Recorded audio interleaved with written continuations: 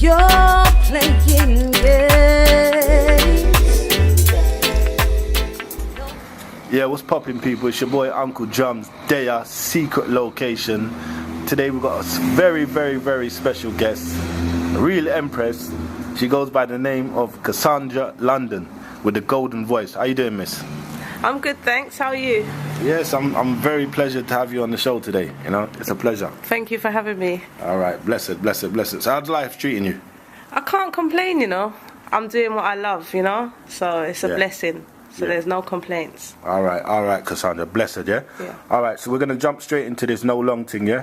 I'll ask you the first question, right? Mm-hmm. All right, so how long you been in this music business, Cassandra? What, in the industry? No, how long has it been since you started singing? Like, what age? Okay, well, I've kind of been singing all my life, you know. I used to write songs at the age of 5. Wow.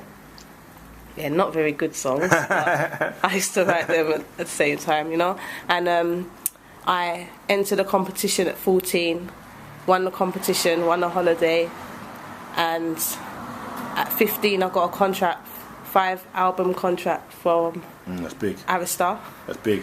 Yeah, it was, but my mum didn't sign it, so it wasn't right, you know. When the lawyers looked at it, there were certain things that didn't add up. Yeah. You know? Yeah. And sometimes as well, you know, sometimes when these children get these big deals, they don't understand what they're getting themselves into. There you go. And the parents don't understand what they're getting themselves into. So maybe it was the right thing for your mum to say. It was the best thing, yeah, no doubt. Because even at the time when I was disappointed, I was 15 years old and I was on a hype, you know? My head weren't right. I knew I wanted to do music, but my head weren't right in terms of what's important in life and so forth, definitely. You know? And so I ended up being disappointed about that for a little while, kind of stopped doing music, started to get the vibe to do music again. I was planning to go and live with my auntie, godmother in America, to pursue my music career. Yeah. And I had a baby.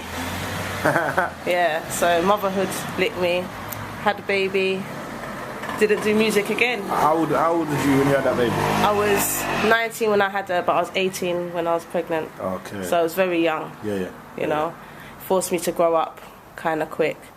And many years later, I had another child. I was still doing music, but I was just doing it as a hobby. Yeah. You know? Yeah. And had a son after that, so I got 2 daughters and a son, had another child. And about 4 years ago, I said I need to pursue my music. It's what keeps me happy, you know.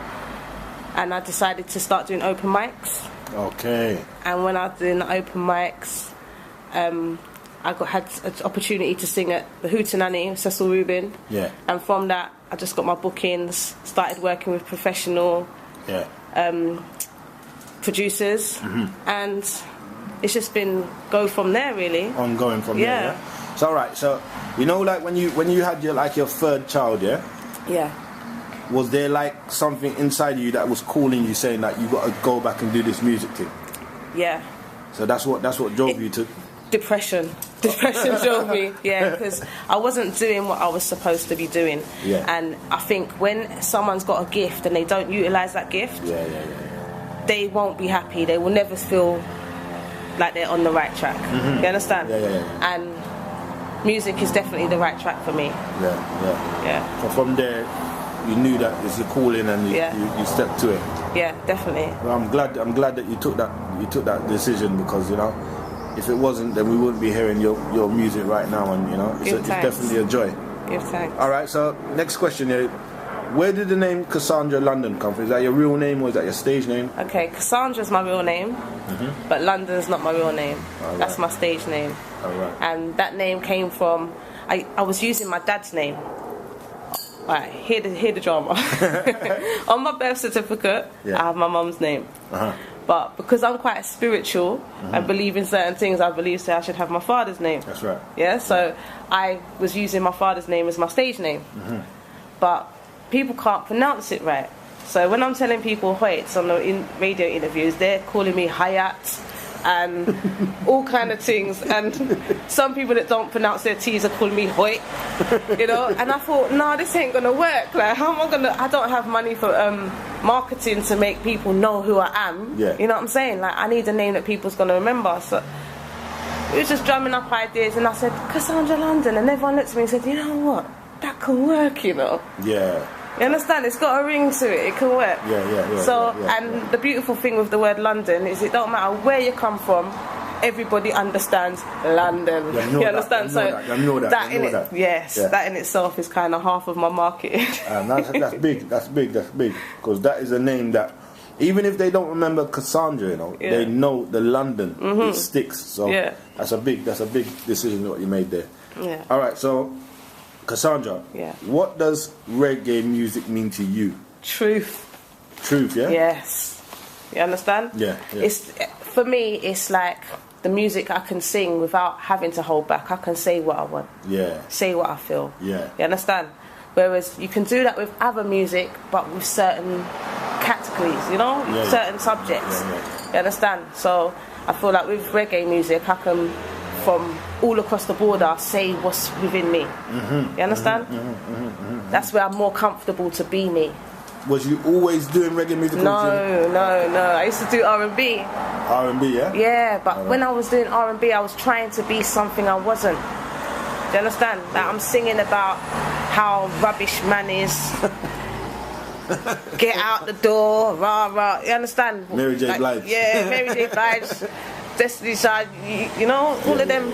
And it weren't me. I wasn't being true to myself. I was singing what I thought people wanted to hear in order to be successful. You know? I even had a tune about it's 3 o'clock in the morning, come link me. It's all foolishness. Yeah, it's crazy. You understand? That's definitely the Mary era you were going to. Yeah, you know? SWV and that. Yeah, it's crazy. But you know, it's all part of finding yourself, innit? It's a journey. Yeah. And I feel like reggae music is, like I said, where I can be free. All right.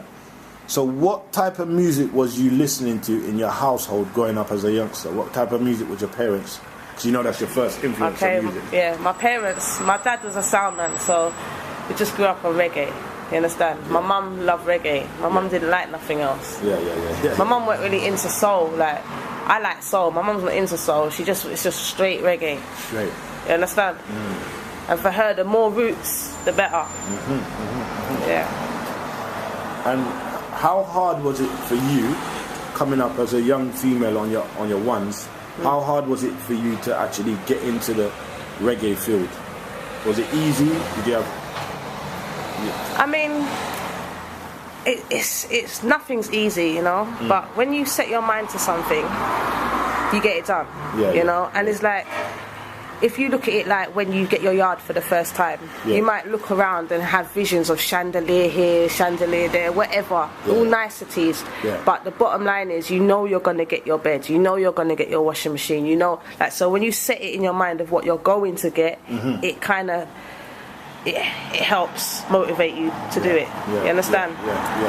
Yeah. And going from R&B to reggae, did you notice the change? What was people?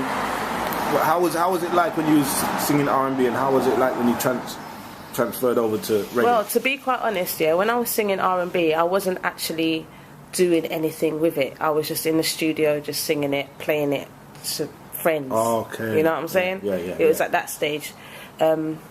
So it's when I was doing reggae that it actually started going to the radio stations. You understand? It got sent out because those are the times when things were getting mixed as well. You know what I'm saying? Because before, nothing weren't getting mixed properly. It was getting a mix, but they weren't getting mastered and whatever else. And when I started doing reggae, I was working with professionals. I was lucky enough to start working with professionals. You understand?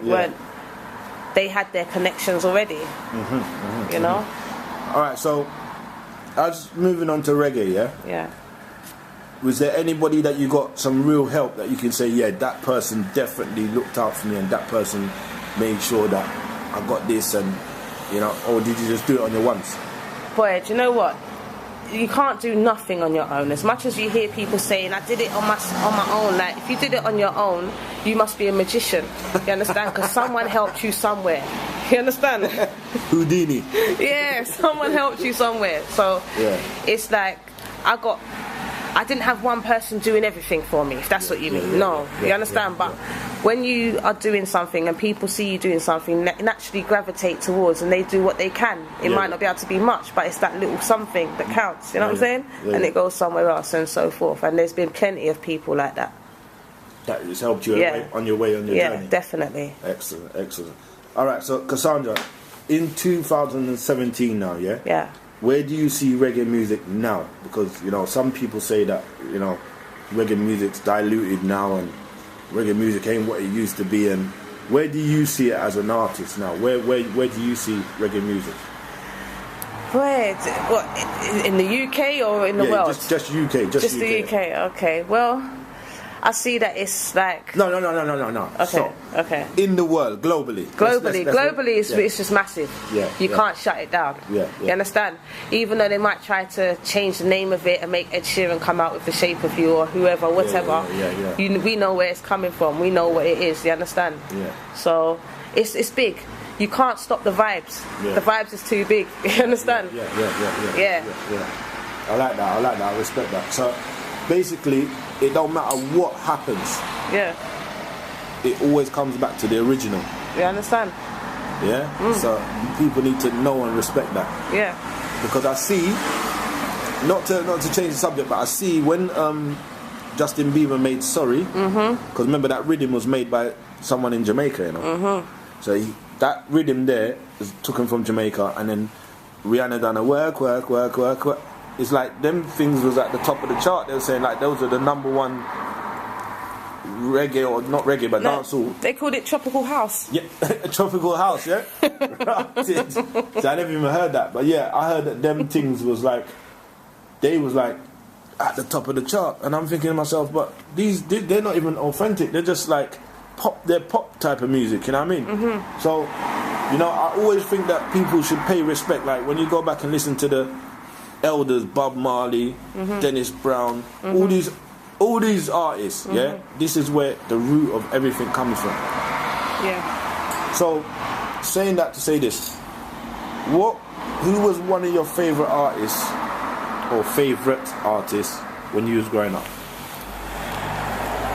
Where? I know you must have a lot. Who was that one woman or that one man that stood out to you that you said, you know what, I really rate that? Do you know what? It's the voices, you know. The voices for me speak for themselves, you know. And Frankie Paul's voice. Jeez. Like when I heard his voice, I'm a little girl, you know, just hearing Sarah. All of these tunes, and the voice was just so distinct, you know. Luther Vandross as well, for the same reason, distinct. Like his voice is like velvet. Of course. You know, it's just. But then at the same time, I used to feel connected to message artists as well. You understand? Gregory Isaacs, another distinct voice. One off, innit? You know, no one with that type of voice. You understand? And then Dennis Brown, you know, like that's my dad, you know. Yeah, man. Rest in peace. You know, and then like Lauryn Hill. You know? Just the voices, man. So it's the ones when you hear them, you know exactly who it is. Them ones there, they stand out different from... I respect that. Alright, so if you could do a track, Cassandra, with any artist, dead or alive, just you and them, who would that be? Well, I've already done one. But, done one already? Yeah, it's going to come out on the album. Alright.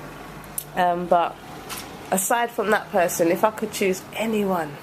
Dead or alive? Dead or alive. Luther Vandross, man. Jeez. Luther Vandross. But he'd have to come and do a reggae tune with me. I'd have to convince him. Them man, his voice was smooth like silk. Because I remember me and my mum went to his concert when I was 10. And at that age, I couldn't really see what they were seeing, but now I think back to that night. I said, I could feel. As I got older now, I feel like the man that had the, you know. All right, so boom. next question is, Yeah. How did you feel the night at Indigo 02 when you was opening up for Frankie Paul? Like, what was running through you when they called out your name? Cassandra, London! How did you feel at that point? Well, it's actually crazy, yeah. That show, that's the second time I've done the O2 Indigo. I've done it for the Lovers Rock. Okay. But that time in particular, I was just honoured to be, doing a fundraiser for someone that I grew up listening to. Right, that's right. And it was amazing. I wasn't that well that day, to be honest. So I just tried to give my best. You weren't the full 100? I wasn't the full 100, but I did my best, and I did okay. I did good, Yeah. Not as good as I did last time when I had the bands. The band's energy is just so different. This time it was a PA. Yeah. But when I was there before, it was a band, and it was a different energy. So, but yeah, it was good. All right. So, same question again. How did you feel at Sanchez D? How did you feel when you knew that you was supporting Sanchez D? Yeah, it was amazing, man. It was just. Like, it's unbelievable. Like, I used to grow up listening and singing along. Missing you. Them tune there, it was mad. Yeah. So for that to happen to me, it's just amazing, I keep saying the word amazing because I can't think of any other words. Yeah. Like, different levels. It's very amazing. No, because that when I was thinking about it yesterday, what kind of questions I'm gonna ask you, I thought to myself, how would I feel though if I know said I'm opening for them legendary people? Yeah, it was crazy. It was crazy. Yeah. It was actually crazy. Yeah, and you got to meet them and yes, of course. Yeah, it was nice, man. Yeah? Nice vibes, yeah, man. All right. Bless it. All right, the next question I want to ask you is, how do you, Cassandra, remain so humble as an art? Not even as an artist, as a person, because some people with the fame and the glamour and the glitz and the Twitters and the this and the that, sometimes their head flies away without a visa. So how do you remain so humble and calm in your craft? Well, as much as I've achieved, I'm still not really nowhere in this thing. You understand? I'm not big. You understand? I'm coming up, and hopefully I can go as far as possible. Yeah. Do you know what I'm saying? Yeah. But wherever it goes, I'm just happy to do what I'm doing. I still love it. You understand? And life, we can be gone tomorrow, we can be gone later on today. There's no saying I'm going to make it home. You understand? That in itself can't really take too much for granted. You know what I'm saying? And also, as much as you might think, I'm on my way somewhere and all of this stuff, you might just not get nowhere because it's real like that. Life is hard. You understand? You don't know what's coming. So don't forget who you are, where you come from. What you said there was a great example. It's going to lead into my next question now. What is the highs and lows of being an artist for you? What you've seen since you've been around? Okay, the highs are when being on stage. That's the highest moment because it's like everything I've always wanted is in this moment. Do you know what I'm saying? And I'm just grateful to have the opportunity. The lows is obviously the backstabbing, people smiling in your face but chatting behind your back. You understand? They don't really want good for you. Blah blah blah. Yada yada yada. You know what I mean? It gets boring. We've all got them, but like if anyone out there feels like they don't have haters, you're not reaching your full potential. Then you understand? You have to have that. You understand? Balance, isn't it? Yeah, because they're gonna be everywhere. No matter if you're doing good. If you're not doing good, then everyone loves you, innit? True. Because you're not leaving them. Yeah, and that takes a lot of work to get to that stage. You understand? Yeah. And they got to change that. If you're a hater out there, please just change your mentality because at the end of the day, the hate is only holding you back. I've been there. I've been a hater. Straight. I used to see people and hate them. When I was young, I used to be like, she thinks she's this. That. No, just get on with your life. You understand? It's too. It's real. So it's just let it go. It's holding you back. It's real. All right, so in your family, Cassandra, are you the first person to come and do music, or are you coming from a musical background? Well, as I said, my dad was a sound man, and he had a family before my family, and he's got 2 sons with that woman, and they're artists as well. Yeah. So you've got a musical background. Yeah, so hopefully one day we might do a song together. You heard it here first. All right. So the next question I'm going to ask you is now, for any up and coming artist that wants to step out in this musical field, what type of advice can you give them as a person just taking their first step on this musical road? Okay, so I would say write down like a lot of your thoughts and feelings, because a lot of the times when people's writing songs, it's the same old that we've heard 100 million times. But the true art to writing songs, I believe, is writing from your own experience. You understand? Because when it comes from the heart, you touch more people. You understand? Rather than saying some regurgitated stuff, because we've all got different ways of expressing ourselves. You know? Real. And I'd say that, and I'd also say take it to open mics to get a feel for whether you can do this thing or not, you know, because there's a lot of talent out here, and open mics will show you how much talent there really is that's not getting seen, and it shows you kind of how hard it is. And when you look on YouTube and stuff and see so much people with so much talent, loads of hits, not getting nowhere, you realise hard work comes. So start at the bottom, and if you're willing to put in the hard work, then you've got what it takes to do it. Yeah, real talk. You know what I mean? Real talk. And what I want to say to you as well, you know, like for them artists, the people that have already took their first 2-3 steps, and maybe they might have just uploaded something to YouTube or Facebook and they're not getting the views. What kind of, because, you know, people nowadays, they seem to think it's all about views.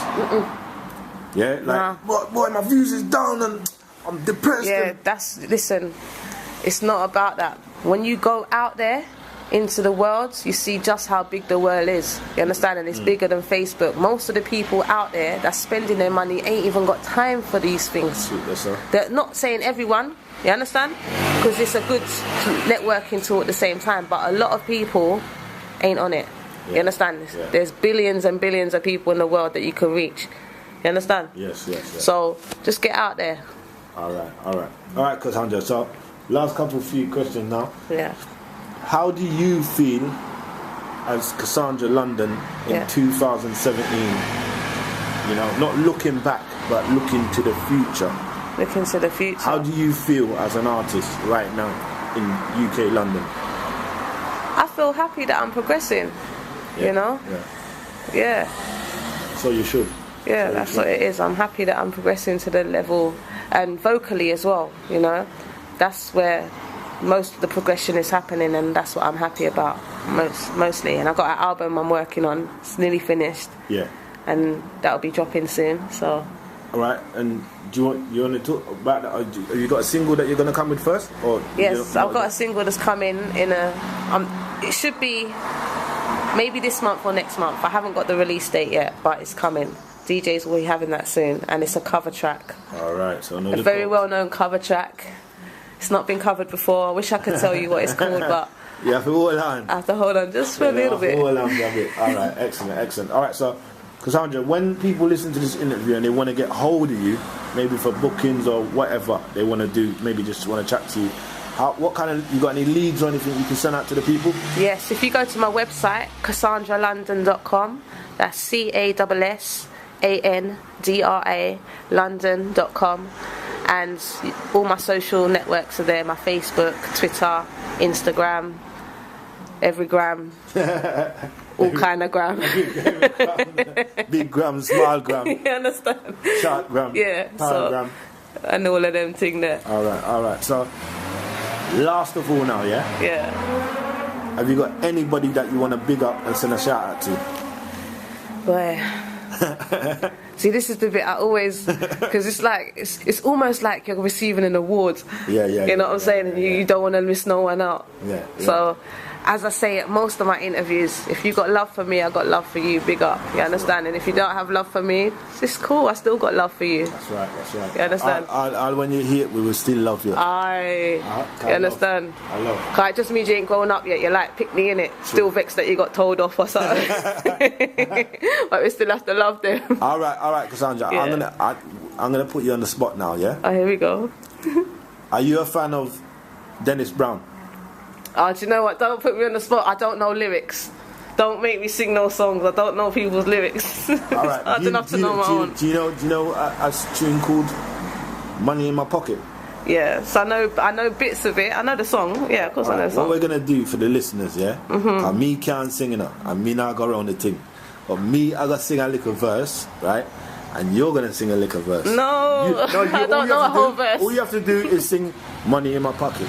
Yeah. Okay. But I just can't get yeah. So that's why. The reason why I'm saying that is because when me gone, and you gone, the listeners can listen back and say there was a collaboration between Uncle John's and Cassandra London, right? And then get it first, right, yourself, right? So don't worry, me take the lead. I mean, I remember people, I can't sing, so listen, just work with me, right? All right, let's go. Yeah. Money in my pocket, but I just can't get no love. Money in my pocket and I just can't get no love. Oh, that's not I do. Very hard to find. Cassandra said she loved me, but I don't believe a word she said. Money in my pocket and I just can't get no love. Hey, listen. Done there, sir. You got your money's worth, mate. Listen, I want to say, Cassandra, enough respect and love for coming in here today and doing this interview with me. I can see you going way, way far in the future. And you just got to keep pushing yourself, yeah? You're a brilliant young lady, you got a golden voice. Thank you. It's very rare to hear a voice like your voice, and the reason why I respect your thing, because you are someone that's not been here long, yeah? But your name's already up there with the K's and the this and the that and the that. Yeah, you're up there. You got that golden voice. You know what I'm saying? So you just got to propel. And like you said, practice. And people, I want to make you know that after this interview, she's going to practice. Yeah? Going to rehearsal. All right. So listen, I want to say love, respect, and honor. We're out. Cassandra, enough respect, enough love. Respect for coming in today. Thank you for having me, and thank you for tuning in. All right. Bless her, yeah? You're playing, yeah.